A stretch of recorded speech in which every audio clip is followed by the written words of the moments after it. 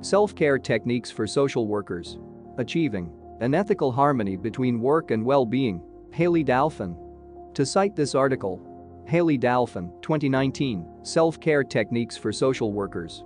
Achieving an ethical harmony between work and well-being, Journal of Human Behavior in the Social Environment. Abstract. The prevalence of burnout in the eld of social work is a significant challenge to stire attention. This paper addresses the necessity of self-care in the prevention and treatment of burnout amongst social workers.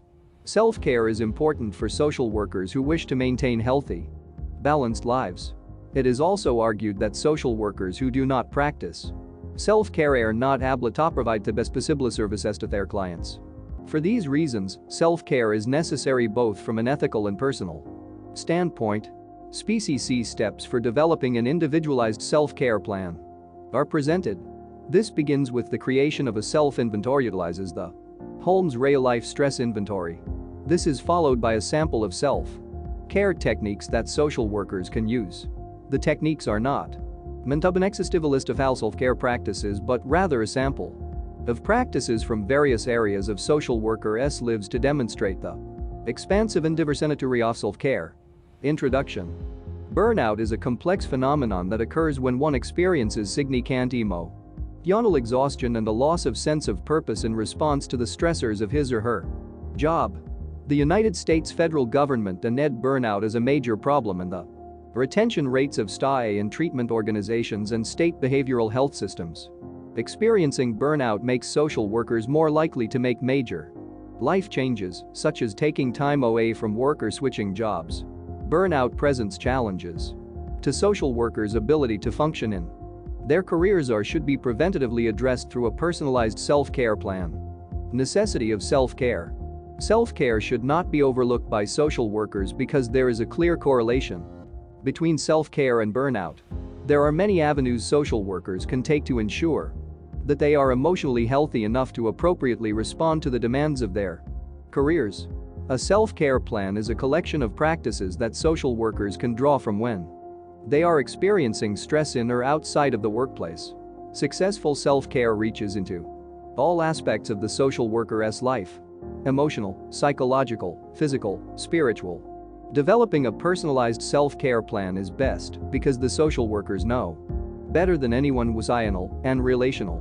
It is being style for both short-term and long-term health. Hitch self-care techniques will be most effective for them. Butler, 2016.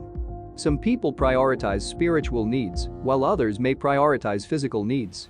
There is no right or wrong way to tackle self-care, especially as it is a fluid project. It is meant to respond to the social workers' changing needs over the course of their careers. Notes that social workers frequently list overwhelming responsibilities, lack of energy, and a concern with being viewed as weak as barriers to their self-care. There is a variety of consequences that can result from these stressors and neglecting self-care, such as feeling emotionally exhausted, physically fatigued, and professionally inadequate. Another primary concern for self-care is that avoiding it may not allow a social worker to provide the best care for her clients. Notes that self-care is more than just a means of professional longevity. It is an ethical responsibility in the eld of social work. It is every social worker's duty to provide the best possible services to clients. Miller states that social workers cannot provide the best possible care for their clients if they are not taking care of themselves. RST, and that social workers should use their understanding of the necessity of providing exceptional services to see the value in self-care practices. Further argues that self-care is an ethical standard for social workers by referencing the NASW Code of Ethics, which states in Part 2.09 that social workers who are aware of a colleague's impairment need to take action. The impairment could be personal, physical, psychological, or any other issue that would be a barrier to the social worker being able to provide the best services for his or her clients. From both a personal and an ethical standpoint, self-care is a necessity for social workers. The tools that follow are sample self-care techniques which can be utilized depending on a social worker's ever-changing needs. Self-inventory. One of the most important steps in self-care for the social worker is knowing the sources of stress. This can be accomplished through the use of self-inventories. Social workers who are working to identify stressors and understand their own needs for self-care should remember to be open-minded and not be judgmental of themselves. They should think of themselves in an impartial way. Figure 1 can be used for social workers to begin evaluating their own needs for self-care. This inventory was created to give people a way to assess their stress levels, and it also makes a prediction about the possible stress-induced health problems that could be associated with the varying levels of stress. Social workers may calculate their scores for this inventory by adding all the points together for each life event listed that has happened to them in the past year. If they scored 150 points or fewer, they are at a low chance of developing stress-related health problems. If their score is between 150 and 300, they have about a 50% chance of developing a stress-related health problem within the next 2 years. If their score is above 300, their chances of developing a stress-related health problem are about 80%. This inventory is useful in quantifying life events to help people see their own stress from a more objective view. A higher score indicates that social workers should explore new self-care techniques or revamp the ones they already have in place. Regardless of what a social worker's score is on this inventory, working to maintain a self-care plan is always being SILE because it can be used in a preventative way. In addition to the Holmes Rahe Life Stress Inventory, social workers can create their own self-inventories. Compiling a list of all the demands a social worker is experiencing is an easy place to start. This list should include those stressors outside of work. Matthew, 2007.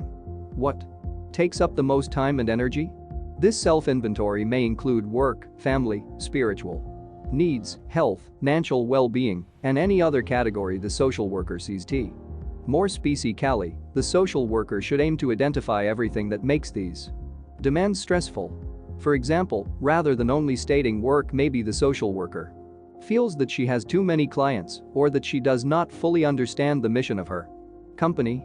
Rather than stating health, maybe the social worker has a recurring illness or is worried about her sleeping habits. This list should be formed in a factual way. The score on the Holmes Rahe Life Stress Inventory, in combination with the self-inventory, can be used to best evaluate well-being and one's need for a self-care plan. The techniques that follow are sample techniques that can help address some of the identity challenges. Social workers should always utilize the techniques that seem most applicable to them and those with which they feel comfortable. Beyond social work, who is the social worker when her workday has come to an end? One's identity can play a crucial role in professional self-care. It is important to maintain the vision of oneself in other roles and not solely see oneself as a social worker. After work hours, the social worker may dedicate more time to the roles of mother or father, brother or sister, friend, coach, or piano instructor. After work hours, it is important for a social worker to strive to feel that she is fully able to take on another role rather than feel a void, since the role of social worker may be temporarily shelved. Maslich, 2003. Personal relationships. Maintaining close personal relationships outside of the workplace is critical for social workers who want to live a healthy life and have a successful career. Research has revealed that having a strong support system can increase a person's physical health and is even correlated with a longer lifespan. University at BUA-ALO School of Social Work, 2017a. Close friends and family may encourage social workers when they are feeling stressed or doubtful. Friends and family can also celebrate accomplishments with social workers. They are sources of knowledge, encouragement, and input. They can act as listeners and sounding boards during a social worker's happiest or most troubled times. According to the University at BUA-ALO School of Social Work, 2017a, friends are also essential because they may be able to identify times when social workers seem to be stressed, even though social workers themselves may not notice it.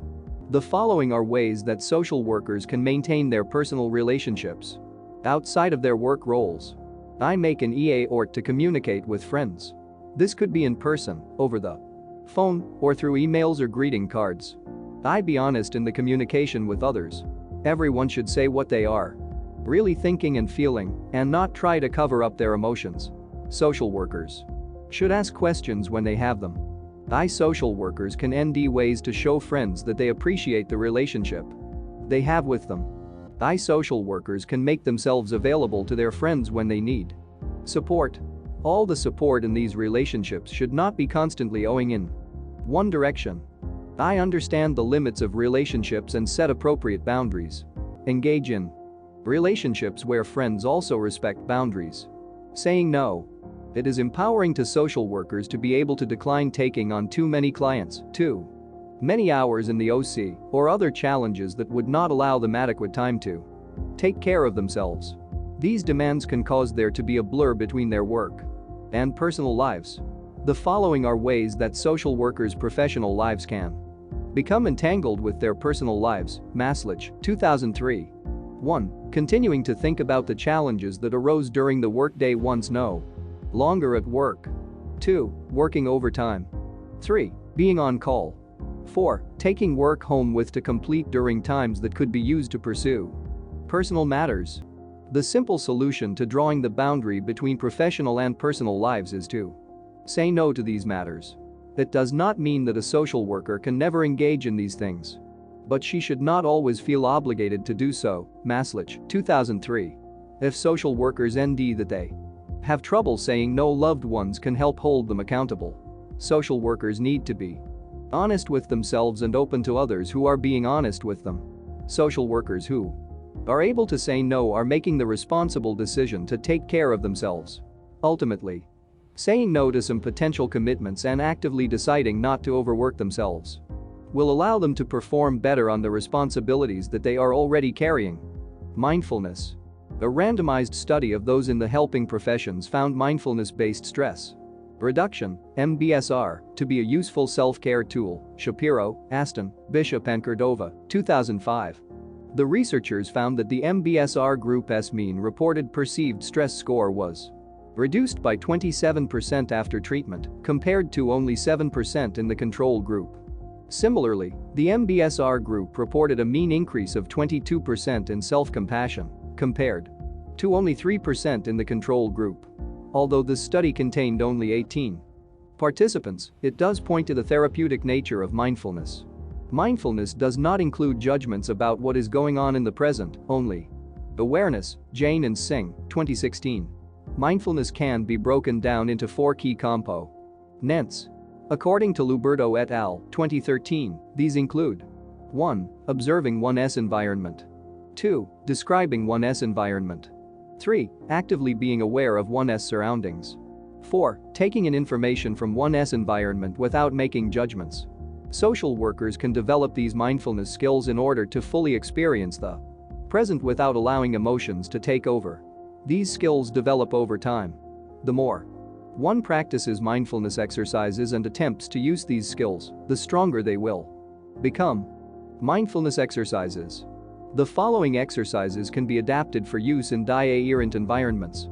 Some of the exercises may feel easier or more natural than others, while some may require some practice. When people are practicing mindfulness, they should start wherever they feel comfortable. Die-errant techniques may work better at certain times of the day. They can be used before work, during the workday, or when the workday is niched. Mindful seeing. Mindful seeing involves taking in visual stimuli without making judgments about what is being seen. This exercise can be done inside, but works well in an outside setting, as most social workers spend the majority of their days inside their OCS, doing home visits, or engaged in other such inside work. Mindful seeing may last only a few minutes, but is long enough to allow the social worker to have a small escape in an otherwise familiar world. If going outdoors is not an option for the social worker, this exercise works well in a comfortable place near a window. During mindful seeing, the social worker will look at the outside environment and slowly take in everything she can see. The social worker should not make judgments about what she sees, and she should avoid labeling things. For example, avoid observing a stop sign and only thinking of a stop sign. Instead, think of its red color and many sides. Notice the colors, patterns, and movements present in the environment. Look to ND the grass or tree leaves blowing in the wind. Do they move quickly or slowly? Are there any birds on the ground or in the air? Do their feathers seem smooth or red? Social workers who are practicing mindful seeing may ND they have trouble concentrating Trading, especially if they are using this practice in the middle of a busy workday. The mind may become occupied with thoughts of work or private life.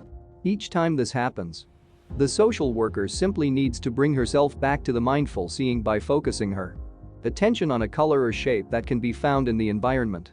Distractions will inevitably happen and should not be thought of negatively. Body conscious exercise. This exercise is convenient for social workers because it can be performed anywhere, at any time. Developing an awareness of the body can help one notice tension that may have otherwise felt normal.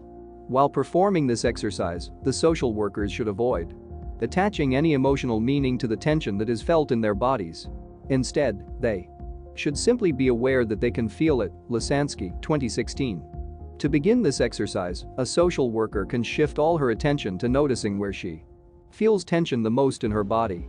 It may be easiest to start from one body part and move over the body to check for tension, such as working from the head down to the toes. When the social worker NDS a part of the body that is tense, she can focus all of her attention on how it feels.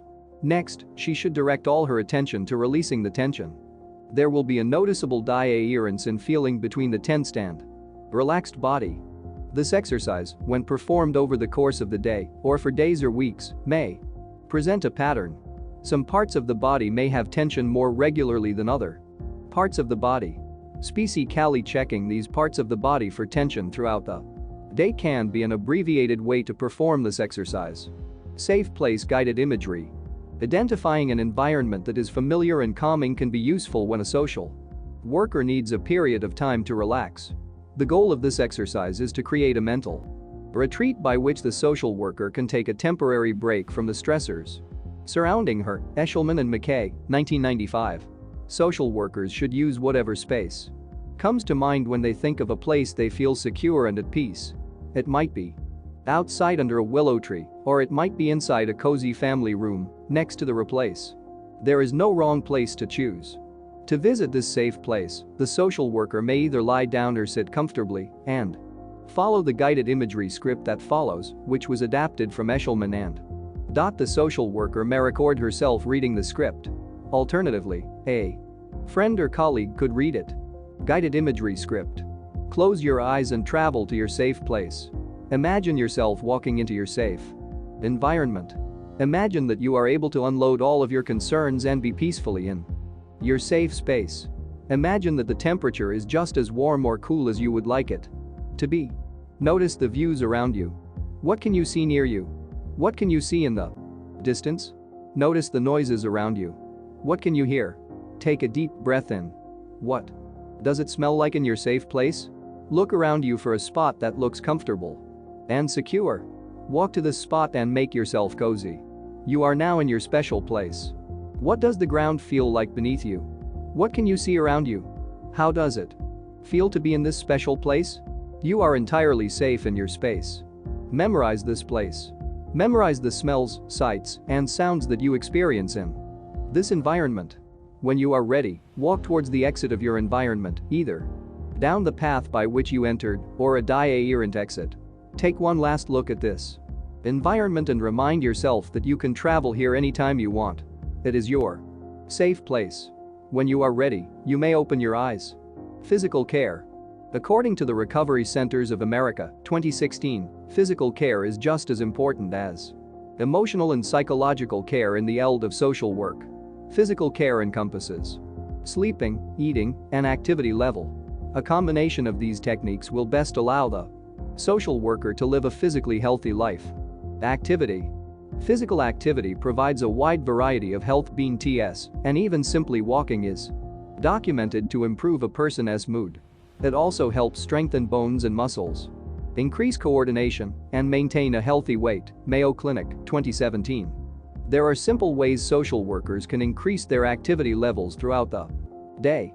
The most obvious ways are dedicating periods of time to walking, jogging, cycling, swimming, or getting involved in a sport. University at Bualo School of Social Work.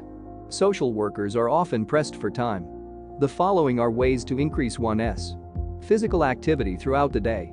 I stretch or do simple exercises while watching television. I get involved in landscaping or gardening. I choose to walk or bike to stores that you might normally drive to. I invite a spouse, friends, or children to walk. I use the local shopping mall to walk when the weather is not agreeable. Tips to increase physical activity level at work include: I park near the back of the OC parking lot to create a longer walk. I utilize the stairs instead of the elevator. I take a brisk walk at lunchtime, break time, or both. I invite a colleague to walk during your break time. Sleep. Sleep is an important aspect of self-care because the body uses this time to recover from the day. Social workers need reliable sleep habits to keep physically healthy. Report that people who do not get adequate sleep are at an increased risk for chronic health problems and a reduced quality of life. They suggest at least 7 hours of sleep a night, but report that sleep needs vary from person to person. A social worker who is having trouble falling asleep should routinely engage in the following techniques recommended by the authors. I be consistent with a sleep schedule. Try to go to bed and wake around the same time every day, even on days when there is extra time to sleep late. I keep the bedroom dark and quiet while trying to sleep. Close the blinds and doors in the bedroom before getting in bed. I avoid caffeine and alcohol, both of which can disrupt sleep if consumed too close to bedtime. I turn away the television, laptop, cell phone, and other devices that may otherwise be begging for attention. If racing thoughts are present at bedtime, get out of bed and write down the thoughts, read a book, or engage in some other quiet activity that gives the mind a chance to slow down. Accountability partners. The different techniques for self-care that have been described can serve as part of the foundation of a comprehensive self-care plan. The most important part of any self-care plan is following through with it on a regular basis. Evans, 2017, discusses the importance of social workers having someone who holds them accountable for their self-care plan. Evans describes an accountability partner as the person who makes a commitment to helping the social worker follow her self-care plan. Likewise, the social worker will also encourage her accountability partner to follow her own self-care plan. An accountability partner should be relatively familiar with her partner's self-care plan. This way, she can be supportive of her partner and check in to make sure that self-care is not being overlooked. The accountability partner could send emails or text messages to see if the social worker followed her self-care plan for the day, or simply to remind her of her plan. Evans' accountability partner texts her every morning to remind her of her plan. In addition to touching base over the phone or through email, meeting with the accountability partner in person at some specified interval of time can allow both parties to review their self-care plans and make changes if they see that they are necessary. The primary purpose of meeting in person is to establish the self-care goals for the next week so that the accountability partner can know how to be supportive. The partner may also be able to give the social worker ideas about what techniques worked well for her, as well as give feedback about techniques that did not appear to be helpful. Finally, the accountability partner is someone to celebrate self-care successes with, and the social worker will likewise celebrate hers. Evans, 2017. Conclusion. Self-care is not an option for social workers. It is necessary for professional well-being and ethical practice. Social workers commit themselves to being in service to others, but they do not lose their right to care for themselves. Overlooking self-care may lead to poor services and not being able to create the best possible working relationships with clients. For that reason, it is an ethical obligation. The self-care techniques that were discussed were intended to touch on a range of categories of well-being as self-care reaches into every corner of the social worker's life. Periodically repeating the Holmes real-life stress inventory and self-inventory can help the social worker keep an up-to-date self-care toolkit readily available. Different techniques are more suitable to social workers at certain times than others. The social worker should be comfortable with this notion. Above all, making the decision to fully commit to self-care is the basis for providing exceptional services to clients, as well as living a meaningful life as a social worker and in all other life roles.